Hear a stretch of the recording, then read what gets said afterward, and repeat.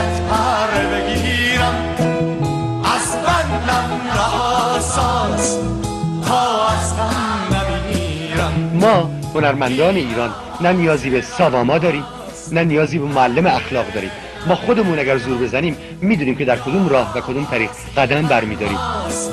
هنگام شب من به تمنای تاریخ یعنی این چیزایی که در کشور ما داره اتفاق میفته، ولی این تاریخ عوض میشه.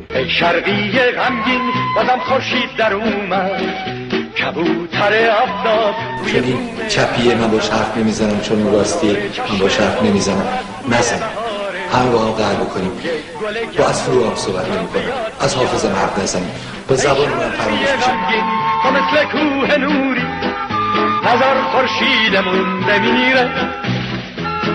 دنیا نه اونجوری که بوده مونده، نه اونجوری که هست میمونه و نه اونجوری که بعد خواهد شد خواهد موند.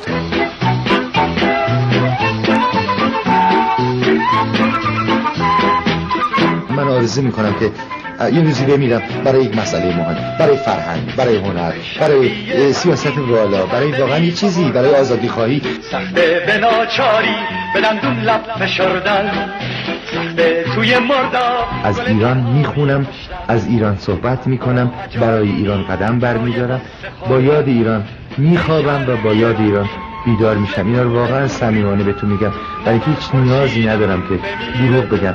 دروغ زندگی ما رو تباه کرد. ما امروز باید به هم راست بگیم. نظر خاموشی جون بگیره. همونطور که گفتیم امروز سالگرد کشته شدن فریدون فرخ